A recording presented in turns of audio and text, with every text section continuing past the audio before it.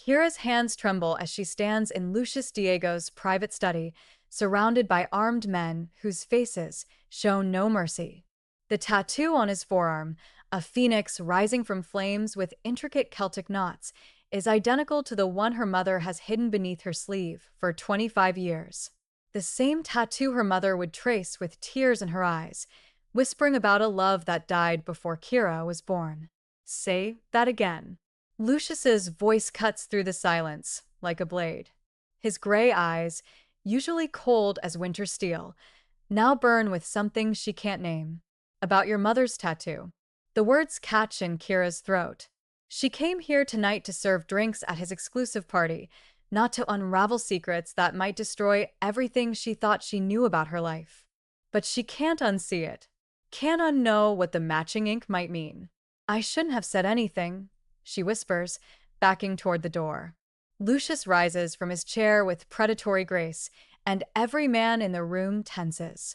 You're not leaving this room until you tell me everything about your mother. What secret could connect a struggling waitress's mother to the most dangerous man in the city? And why does Lucius look like he's seen a ghost? Keep watching to discover the truth that's been hidden for decades. 3 hours earlier, Kira Davis had been running late for the biggest catering job of her career. The exclusive event at the Diego estate wasn't just another gig. The pay for one night would cover her mother's medication for 2 months. At 25, she'd gotten used to juggling 3 jobs to keep them afloat. But this opportunity felt different. Dangerous maybe, but necessary. Girl, you sure about this? Her best friend Maya had asked while helping her into the crisp white server's uniform. Everyone knows Lucius Diego's parties. People go in, but some don't come out the same. Kira had laughed it off, securing her natural curls into an elegant low bun that showed off her graceful neck. It's just serving drinks, ma. I'll be invisible. Rich people never really see the help anyway. How wrong she'd been.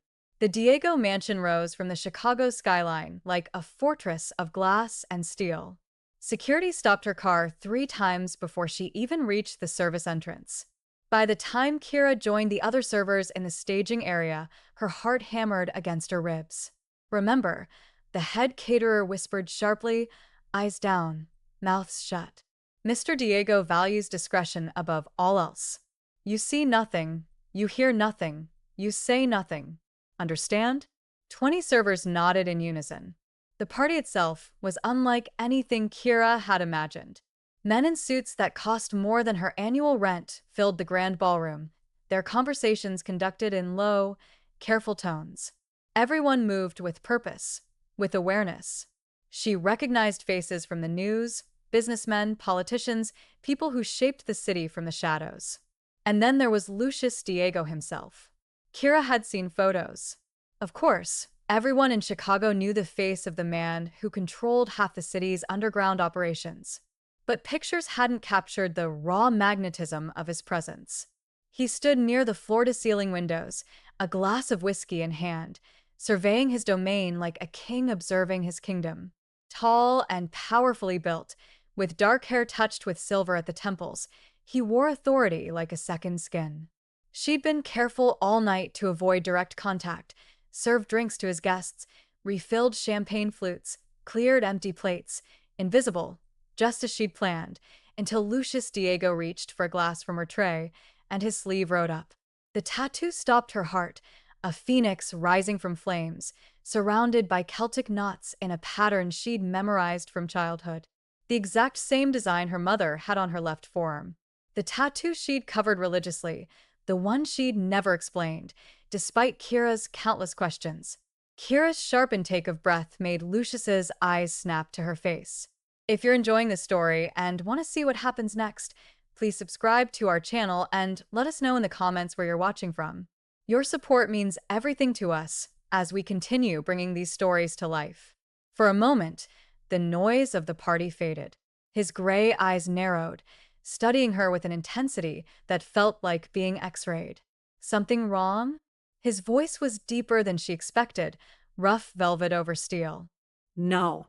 No, sir, she stammered, lowering her gaze. I apologize, but she'd hesitated a second too long. Looked at his tattoo a moment too intensely. Lucius's hand shot out, gripping her wrist, not painfully, but firmly enough to keep her in place. What's your name? Kid. Ari Davis. Her pulse thundered beneath his fingers. Hayes, he repeated slowly, as if testing the name for hidden meanings. Then his eyes traveled back to the tray in her hands, to the way she couldn't stop staring at his forearm. You recognize this tattoo? It wasn't a question. Kira's professional mask crumbled. My mother. She has the same one. The glass in Lucius's other hand stopped halfway to his lips. Around them, conversations continued, but Kira felt the shift in the air. Several of Lucius's men had noticed their boss's sudden interest in a server.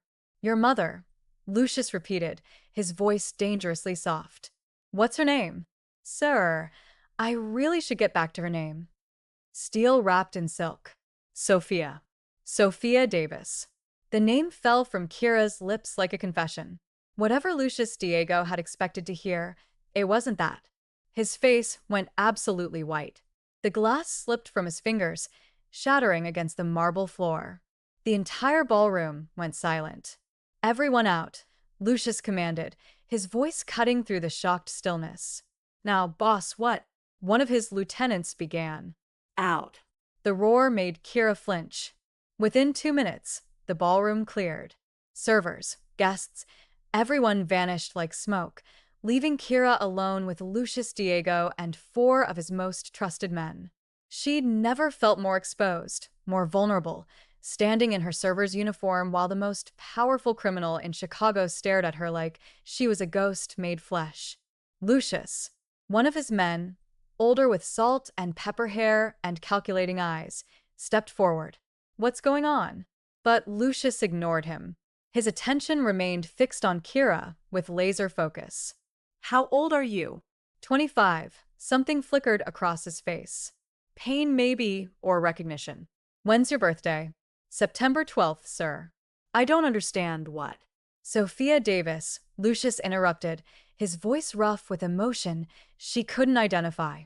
Brown skin, natural hair, scar on her left shoulder from a burn. Laugh that sounds like music. Worked as a nurse 26 years ago.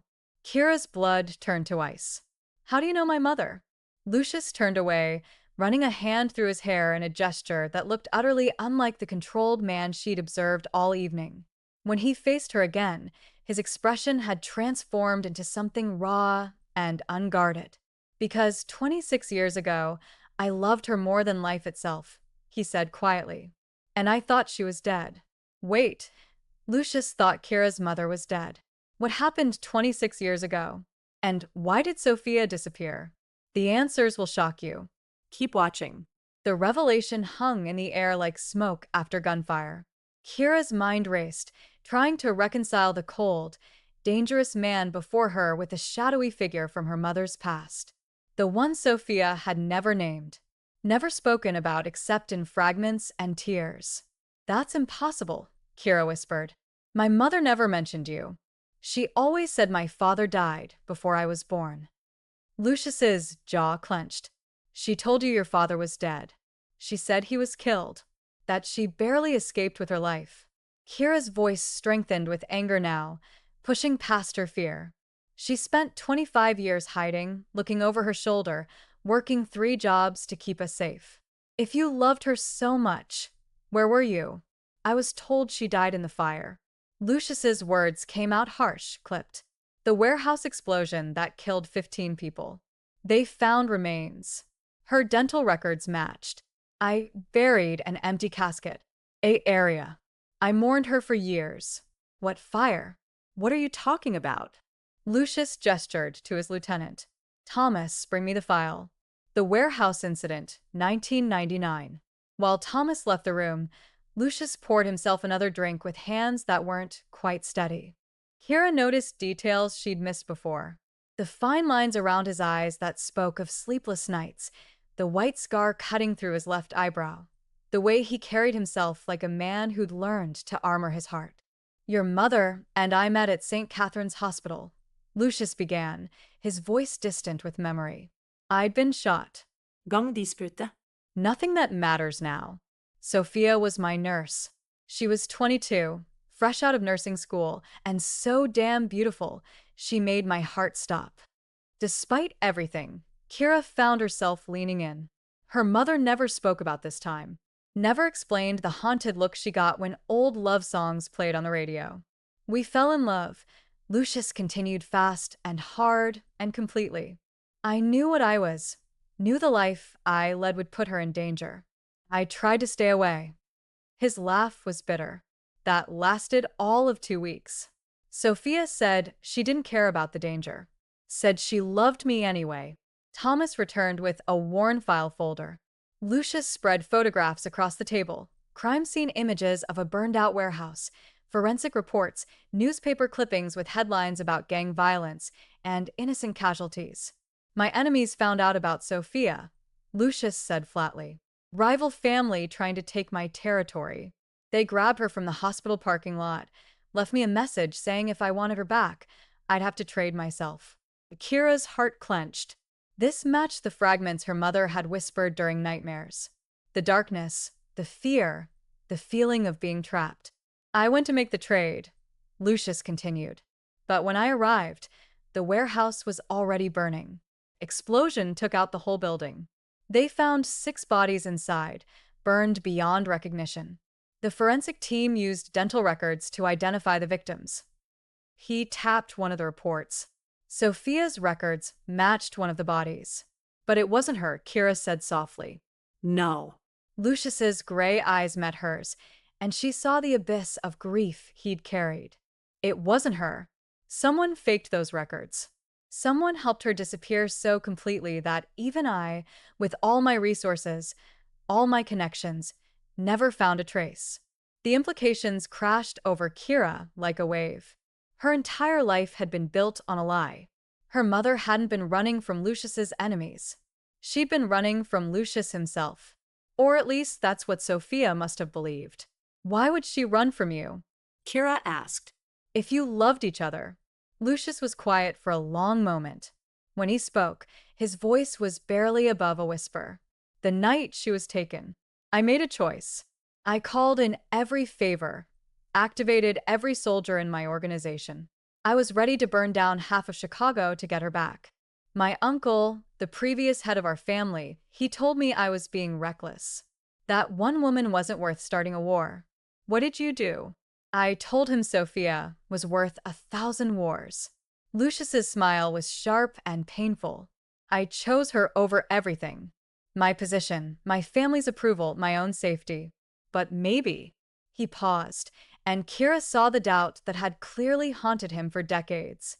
Maybe she saw what I became that night, the violence I was capable of, the darkness I unleashed trying to save her. Maybe she saw the monster and decided she needed to disappear from that, too. Kira thought of her mother, gentle Sophia, who flinched at loud noises, who checked the locks 3 times every night, who'd raised her daughter with fierce love and fiercer protectiveness. She thought of the tattoo her mother covered but never removed, of the way Sophia's eyes went distant every September, of the old jewelry box hidden in the closet with a single dried rose inside. She kept the tattoo, Kira said quietly. All these years she kept it. She could have had it removed, covered up, but she never did. Lucius's expression cracked just for a moment, revealing the man beneath the armor. The phoenix, he said roughly. We got them together. She said it represented rising from our pasts, her from poverty, me from violence. We were going to build something new together.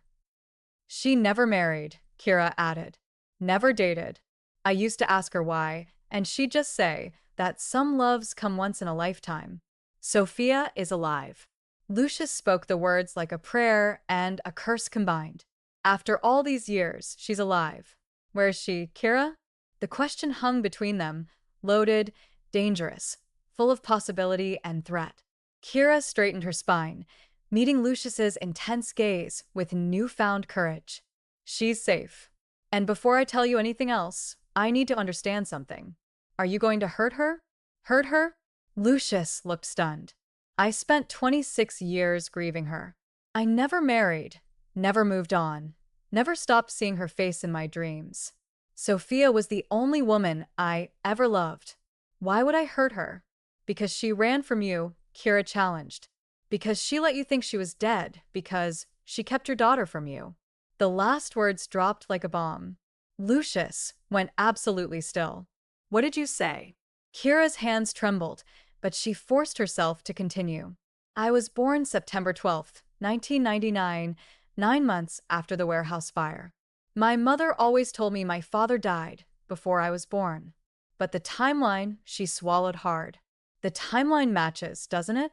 Lucius sank into his chair as if his legs could no longer support him. His face cycled through shock, realization, wonder, and anguish in rapid succession. You're mine, he breathed.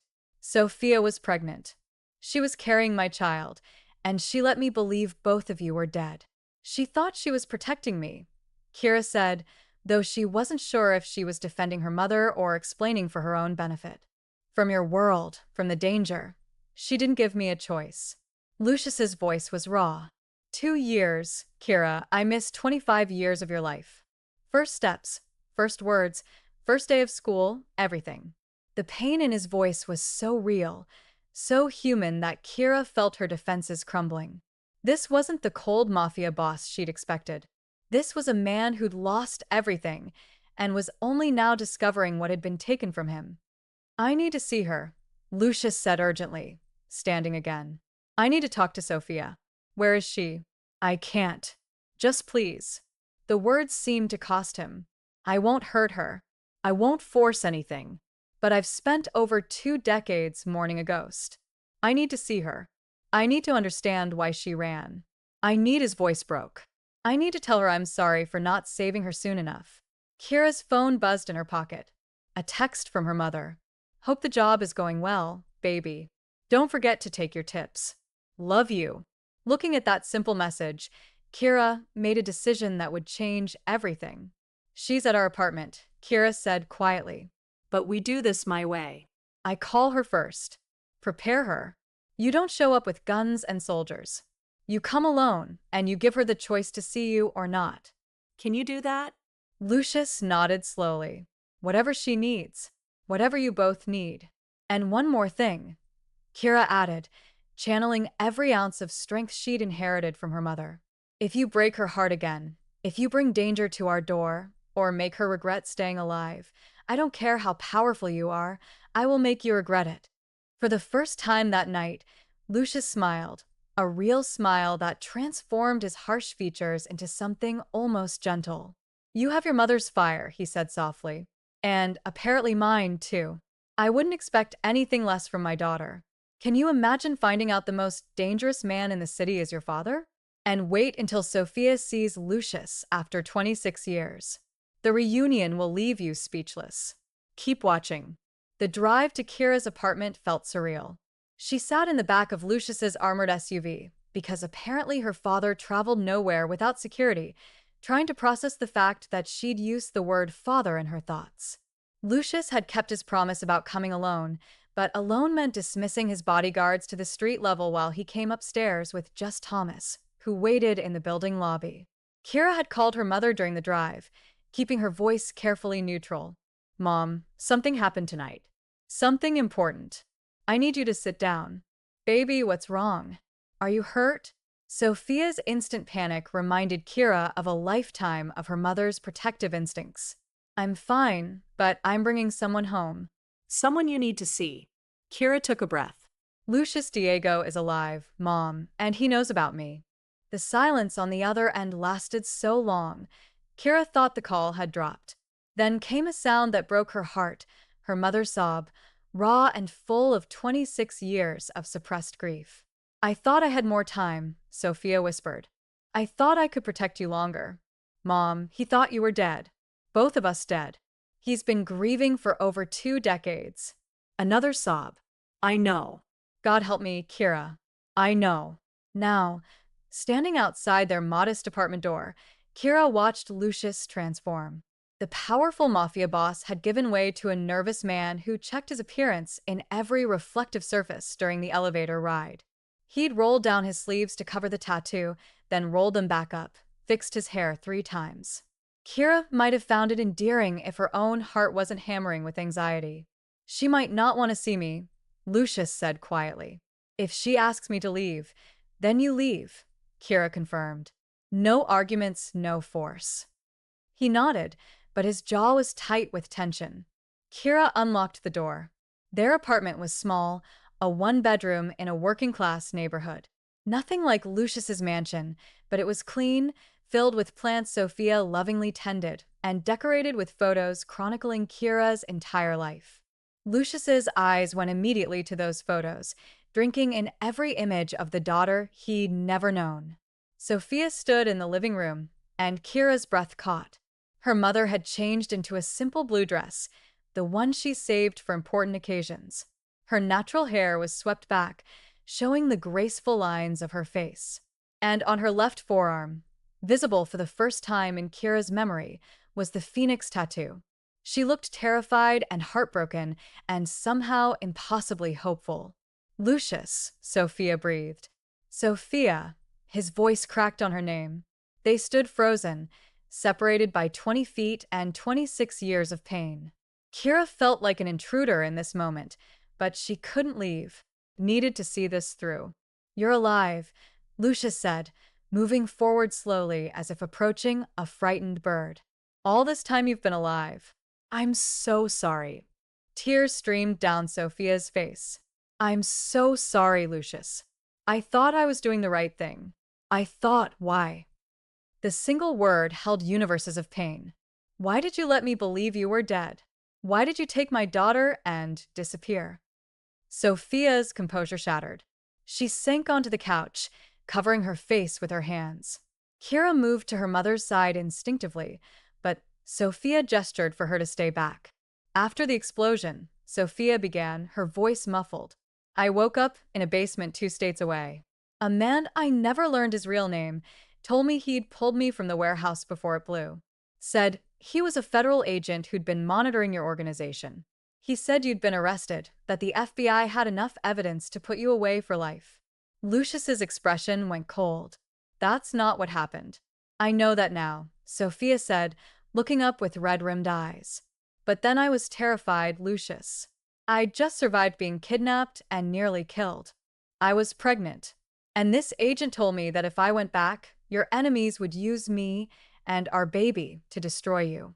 He said the only way to keep everyone safe was for me to disappear completely. You believed him. It wasn't quite an accusation, but close. I was 22 years old, pregnant and traumatized. Sophia's voice rose. He showed me photos of other families torn apart by gang wars, children caught in crossfire, women used as bargaining chips. He said, if I truly loved you, I'd give you a chance at a clean start. No liabilities, no weaknesses for enemies to exploit. You were never a liability, Lucius said roughly. You were everything. I was scared, Sophia whispered. Scared of losing you. Scared of losing our baby. Scared of the violence I'd seen. That night, you mobilized your entire organization, Lucius.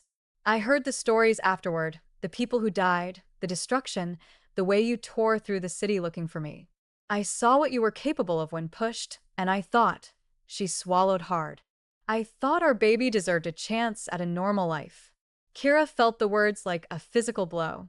Her entire childhood, the moves between cities, her mother's constant vigilance, the poverty they'd endured, had been about giving her safety and normally.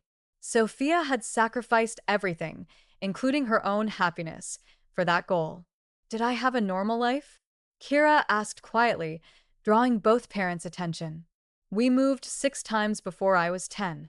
You worked yourself to exhaustion at jobs that barely paid rent. I watched you cry yourself to sleep more nights than I can count. You were so busy protecting me from a danger that wasn't coming that you never let yourself heal. Baby, Sophia started, and you, Kira, turned to Lucius, spent 26 years grieving instead of living, building an empire but never a family. You were so buried in your pain that you didn't question the evidence, didn't dig deeper, didn't consider that someone might have wanted you both to suffer. The silence that followed was heavy with realization. Someone played us, Lucius said slowly, his tactical mind engaging. Someone wanted Sophia gone and wanted me destroyed by grief. Someone who benefited from both. Your uncle, Sophia said suddenly. The one who didn't want you to start a war over me. What happened to him? Lucius's eyes widened. He took over as head of the family after I stepped back, said I was too compromised by grief to lead effectively. I let him because he stopped understanding washing over his features. Because I didn't care anymore. Without you, it all felt meaningless. And he would have had the connections to fake dental records. Sophia added, her nurse's mind working through the logistics. Access to morgues, coroners on payroll. His men probably pulled you from the warehouse, Lucius continued. Not a federal agent. Someone working for him who convinced you that your death and your disappearance would protect everyone. Kira watched her parents piece together the conspiracy that had stolen their lives, the anger, the grief, the wasted years, all because one man had wanted power and had been willing to destroy his own nephew's happiness to get it. He's dead, Lucius said flatly. Heart attack 5 years ago. Died peacefully in his sleep, surrounded by wealth and respect.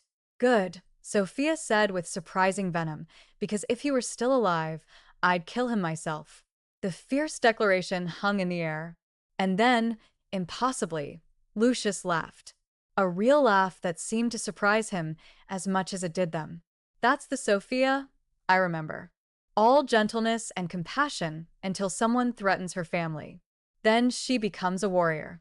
Sophia's lips twitched despite her tears. I haven't changed as much as you might think.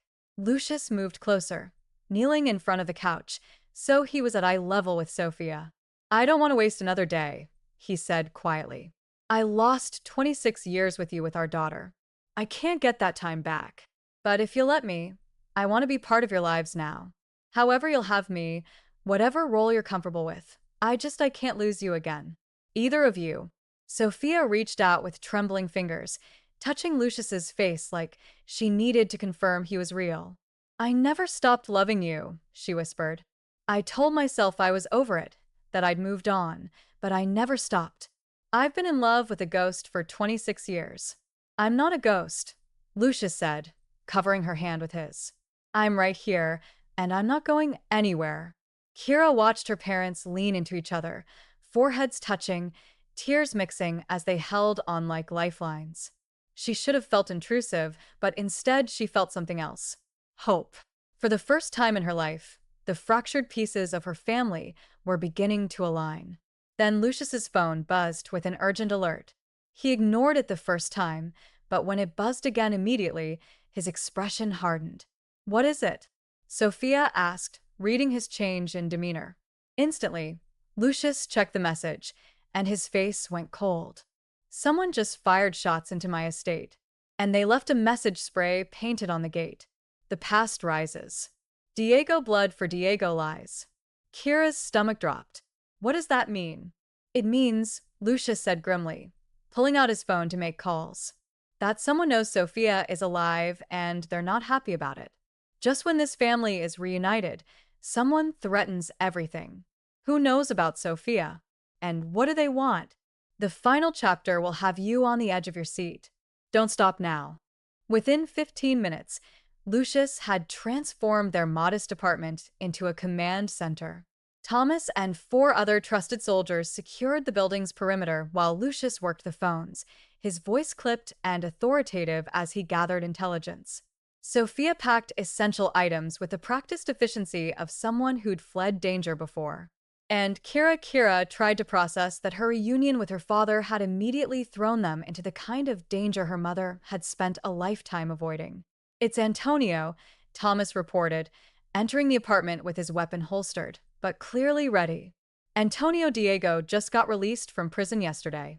No one thought to flag it because he's been inside for 20 years. Lucius's jaw clenched. My cousin. He was one of the ones pushing my uncle to take control after Sophia's death. I testified against him in a racketeering case. He would have been 19 when the warehouse fire happened, Sophia said, her voice steady despite the fear Kira could see in her eyes. Old enough to be involved in the conspiracy. Old enough to want revenge for his father's death, Lucius corrected. My uncle was Antonio's father. When he died, Antonio blamed me for not being there, for abandoning the family. Kira's mind raced. So he knows about Mom, about me. Prison intelligence network is extensive, Thomas said grimly. If Antonio had eyes on the boss, he would have seen Kira at the party, would have noticed the boss's reaction. And now he wants to finish what was started 26 years ago. Lucius concluded. Destroy my family to punish me. Sophia moved to Kira instinctively, putting herself between her daughter and potential danger, just as she'd done for 25 years. But this time, Lucius moved too, positioning himself to shield them both. We have options, Lucius said, his tactical mind clearly working through scenarios. I can get you both to a safe house across the country within hours. New identities, protection, everything you need. You disappear again, but this time with my resources to keep you truly safe. No. Sophia's voice was firm. I spent 26 years running, Lucius. I won't do it again. I won't let Kira grow up the way I did. Always looking over my shoulder, never building real connections, living half a life. Then we end this, Lucius said simply. I call Antonio, arrange a meeting, settle this once and for all. You mean you'll kill him? Kira said flatly. Lucius didn't deny it. I'll do whatever is necessary to protect you both. There has to be another way, Kira insisted. Some option that doesn't involve more death. Thomas snorted. Miss Davis, with all respect, your father's world doesn't work that way. Antonio came at us. He drew blood. The only language he understands is strength. But Kira had inherited her mother's compassionate heart and apparently her father's strategic mind. An idea was forming risky, probably crazy, but possible. What if, she said slowly, we give Antonio what he actually wants? 3 pairs of eyes turned to her. He doesn't just want us dead, Kira continued, thinking it through. If he did, he would have ambushed us, hired assassins, made it quick. But he announced himself, left a message. He wants Lucius to suffer the way he suffered. So Thomas asked, clearly not following. So we used that? Kira looked at her father. You said your uncle took over because you were too grief-stricken to lead. That Antonio blames you for abandoning the family. What if that's what this is really about? Not revenge, resentment. He lost his father and gained a cousin who stopped caring about the family business. Lucius shook his head. Kira, I understand what you're trying to do, but Antonio is dangerous. Giving him an audience won't change. I'm not suggesting you give him an audience, Kira interrupted. I'm suggesting you give him something more valuable. The truth about what his father did. The conspiracy that destroyed your life and his father's soul. Make him see that the enemy wasn't you. It was the lies his father built. That's a significant gamble, Sophia said quietly. But Kira could see the hope in her mother's eyes. But it might work. Antonio was just a teenager when this started. If his father lied to him too, manipulated him into carrying this grudge, we could reach the boy who got caught in his father's schemes. Lucius finished, understanding dawning. Instead of killing the man who spent 20 years in prison nursing hatred, Thomas looked skeptical. Boss, this assumes Antonio can be reasoned with, that he'll care about truth over revenge. It's worth trying, Lucius said. And Kira saw the man her mother had fallen in love with. Someone willing to seek peace before defaulting to violence. Thomas, arrange a meeting. Neutral location, just me and Antonio, but have backup positioned within striking distance if this goes wrong. We'll be ready, Thomas confirmed. The next few hours passed intense preparation. Lucius made calls, arranged the meeting for dawn at an abandoned pier, neutral ground that neither side controlled. Sophia sat with Kira, holding her hand, both of them terrified and trying not to show it. You don't have to do this, Sophia said to Lucius as he prepared to leave. We can run. We're good at running. Lucius cupped her face gently. I'm done running. Done letting fear dictate our lives. 26 years ago, I couldn't save you, but I can save us now. Save our family, our future, our chance at happiness. I won't lose that again. Then I'm coming with you, Sophia said firmly. Absolutely not, Lucius. Sophia's voice was steel wrapped in silk. He destroyed my life, too. Took my daughter's father, forced me into hiding, made me live in fear. I deserve to face him. Mom, Kira started. I'm coming, too, she said, cutting off the inevitable protest. This is my family, my life. I'm not sitting on the sidelines. Lucius looked between his two fierce women, both ready to fight, neither willing to be protected at the cost of their agency. His expression softened into something like wonder and resignation. You're both completely insane, he said. And I love you for it, but we do this smart. You stay in the car with Thomas, armored and protected. If shooting starts, you drive away immediately. Agreed. Agreed, Sophia and Kira said in unison. The pier at dawn was cold and misty, the kind of atmospheric setting that seemed made for confrontations. Lucius stood alone at the end of the dock, his coat billowing in the lake breeze. 50 foot back, Kira and Sophia sat in the armored SUV with Thomas behind the wheel, the engine running. Antonio Diego appeared from the mist like a ghost. Prison had hardened him. His face was gaunt, his eyes cold, his movements tightly controlled. He carried a gun openly, not bothering to conceal it. Cousin, Antonio said, the word dripping with venom. Did you bring your new family to watch you die? I brought them to witness the truth, Lucius replied calmly. About what your father did, about the conspiracy that destroyed both our lives. My father was a great man who you betrayed. Your father was a murderer who orchestrated the fake death of the woman I loved to steal control of our family, Lucius interrupted. And I can prove it. For the next 20 minutes, Lucius laid out everything. The faked dental records, the federal agent, who was actually one of his uncle's men, the way Antonio's father had manipulated Lucius's grief to seize power. He showed phone records, testimonies from people his investigators had found over the years, evidence that painted a picture of calculated betrayal. From the SUV, Kira watched Antonio's expressions cycle through disbelief, anger, confusion, and finally, devastatingly, recognition. He'd known something was wrong, had probably suspected for years, but had been too loyal to his father's memory to admit it. He used you too, Lucius said quietly. Filled your head with lies about me. Turned you into a weapon aimed at the wrong target. Your father didn't just destroy my family, Antonio. He destroyed yours. So what? Antonio's voice cracked. You want me to apologize? Shake hands and pretend 20 years in prison didn't happen. No, Lucius said. I want you to stop carrying hatred that was never yours to begin with. I want you to have a choice. The choice your father never gave either of us. Walk away, Antonio. Start over, or he paused, his hand moving to his concealed weapon. We end this here, and another generation of Diegos dies for sins that aren't their own. The gun in Antonio's hand trembled. Kira held her breath, watching a man at a crossroads. Revenge or redemption, hatred or healing. Then Antonio lowered his weapon. I'm tired, he said, and he sounded it exhausted down to his bones. I'm so damn tired of being angry, of living in my father's shadow, of letting his choices define my life. Then don't, Lucius said simply. Make a different choice. Antonio looked past Lucius to the SUV where Sophia and Kira waited. That's them, your woman and your daughter. That's my family, Lucius confirmed. Something shifted in Antonio's expression. My father took that from you. Took it from all of you. He holstered his gun. I won't make that mistake. I won't become him. The tension broke like a snapped wire. Antonio turned and walked away, disappearing back into the mist.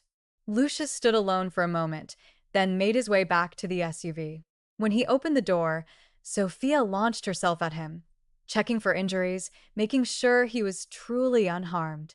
Kira felt tears streaming down her face, relief and disbelief mixing into something like hope.